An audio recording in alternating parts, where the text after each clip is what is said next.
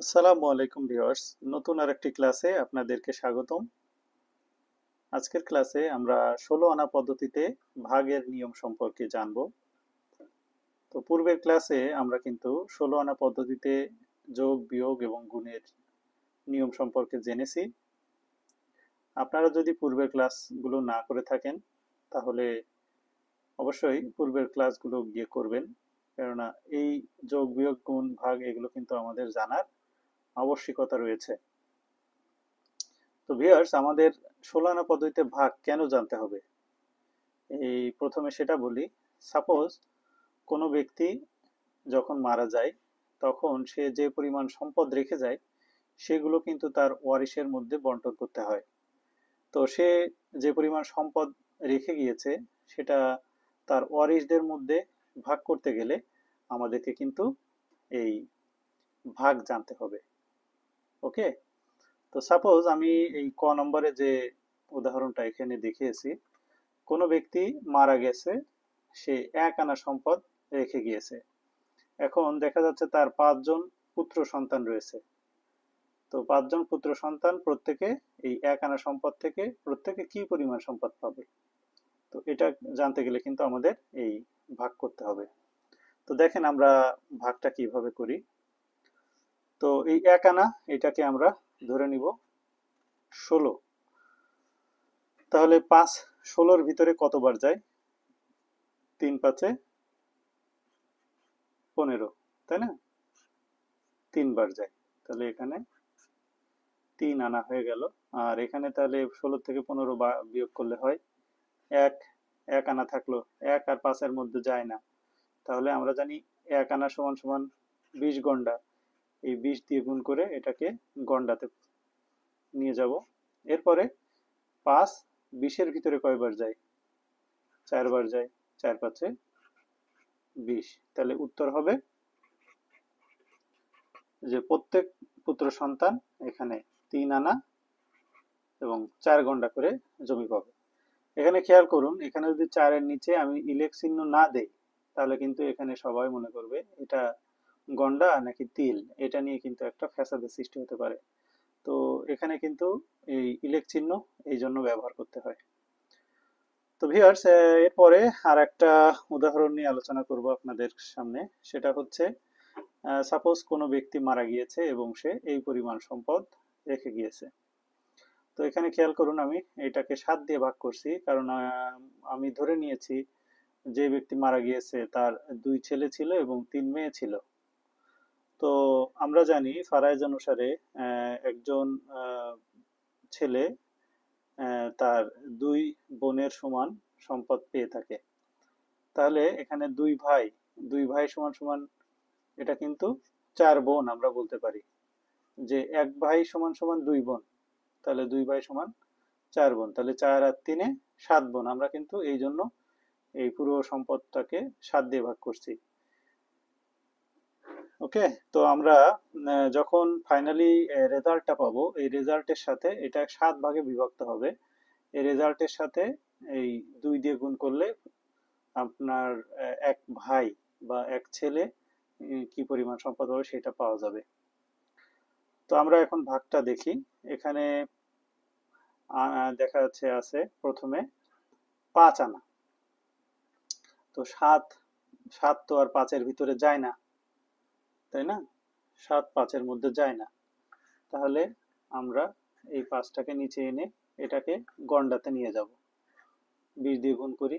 ২০ দিয়ে গুণ করলে ৫ ২০-এ ১০০ গন্ডা। এখন খেয়াল করি, এই উপরে যদি গন্ডা থেকে থাকে তাহলে কিন্তু আমাদের এইটাকে নিচে এনে যোগ করে দিতে হবে। তাহলে ১০০-র সাথে এটা যোগ হয়ে গেলে ১০৬ গন্ডা হয়ে যাবে। ওকে, তাহলে এখন এই ১০৬ এর মধ্যে ৭ কতবার যায়? এটা আমরা জানি ৭ ১৫। ৭ ১৫ ১০৫। এখন ১০৫ ১০৬ থেকে বিয়োগ করলে হয় ১। ঠিক আছে, তাহলে এখানে পাইলাম কত, থাকলো কত, ১ গন্ডা, তাই না? তাহলে ১ গন্ডা সমান সমান কত কড়া? আমরা জানি ১ গন্ডা সমান সমান ৪ কড়া। তাহলে ৪ দিয়ে গুণ করলে ৪ অক্ষে ৪। আর এই উপরে দেখেন ২ কড়া আছে, তাহলে এই 2 কড়া এই 4 এর সাথে যোগ হয়ে এই 6 কড়া কিন্তু এখানে হবে। এখন খেয়াল করেন এই 6ও কিন্তু আবার 7-এর সাথে, মানে 7 দিয়ে 6কে ভাগ করা যায় না। তাহলে আমরা এই কড়াকে আবার ক্রান্তিতে নিয়ে যাব। তাহলে 6 আমরা জানি 1 কড়া সমান কত, 3 ক্রান্তি। তাহলে 3 6 18 ক্রান্তি। 18 আর ওই যে 2 উপরে আছে, এই 2 কিন্তু এর সাথে যোগ হবে, যোগ হয়ে কত 20 ক্রান্তি হবে। ঠিক আছে, এখন খেয়াল করেন এই 20 এর সাথে 7 কতবার যায়, 7 দুগুণী 14, তাহলে 14, 7 দুগুণী 14 ক্রান্তি। তাহলে এটা বিয়োগ করলাম, বিয়োগ করলে 20 এর থেকে 14 বিয়োগ করলে কত হয় 6। এখন আমরা কিন্তু 6 ক্রান্তি পেয়েছি, ক্রান্তিকে এরপরে আমরা তিলে নিয়ে যাব। 1 ক্রান্তি সমান 20 তিল, তাহলে কত 6 20-এ 120। আপনারা ভাগের ক্ষেত্রে অবশ্যই খেয়াল রাখবেন, যতক্ষণ না পর্যন্ত আপনি তিলে যাচ্ছেন ততক্ষণ পর্যন্ত আপনি কিন্তু দশমিক আনতে পারবেন না। এটা কিন্তু আমরা দশমিক, আমরা যে নর্মাল ভাগের সিস্টেম চিনি সেটাতে দেখেছি আমরা, যখন ভাগ না করা যায় তখন একটা পয়েন্ট বা দশমিক দিয়ে আমরা কিন্তু শূন্য যোগ করতে পারি। তো এখানে আপনাকে সবার শেষে তিল পর্যন্ত আগে যেতে হবে, তিল পর্যন্ত যাওয়ার পরে আপনি এই দশমিকের আনায়ন করতে পারবেন। তো এখানে আমরা খেয়াল করি, এখানে হচ্ছে 7 দিয়ে 120-কে ভাগ করলে 7 17, 7 17 হচ্ছে 119, 7 17 119, তাহলে 120-এর থেকে 119 বিয়োগ করলে হয় কত 1। এখন দেখেন এরপরে কিন্তু তিলের পরে কিন্তু আর কিছুই নাই, যখন দেখবেন আর কিছুই নেই তিলের পরে আপনি এই 17-র পরে দশমিক দিয়ে আপনি এখানে শূন্য আনতে পারবেন। তাহলে এখানে শূন্য আনলে 7 অক্ষে এই 7 হলো, আবার এখানে 3 দিয়ে আবার একটা শূন্য দিতে পারবেন, তারপরে 4 সাথে 28 বিয়োগ করলে আরো এটা চলতে থাকবে। তারপরেও আপনি 2 পয়েন্টের পরে 2 ঘর পর্যন্ত আসলেই আপনার আর সামনে যাওয়া লাগবে না। আপনি কিন্তু এখানে উত্তর পেয়ে গেছেন।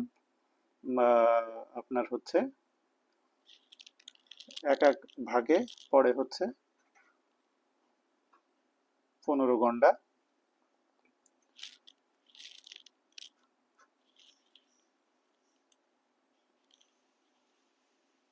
2 ক্রান্তি এবং 17.14 তিল।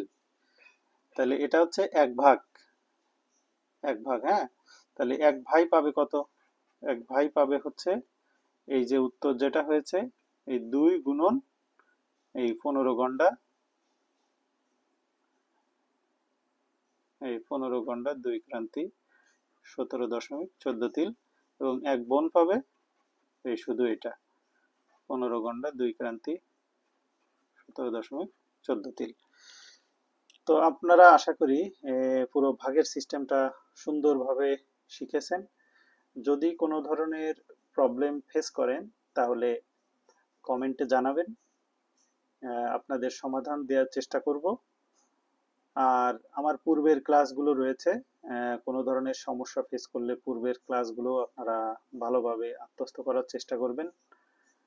তো ভিউয়ার্স, আজকের মতো এখানেই শেষ করছি। আমার চ্যানেলে নতুন এসে থাকলে চ্যানেলটিকে সাবস্ক্রাইব করবেন। তো সবার জন্য শুভকামনা জানিয়ে আজকের মতো ক্লাস এখানেই শেষ করছি। আসসালামু আলাইকুম।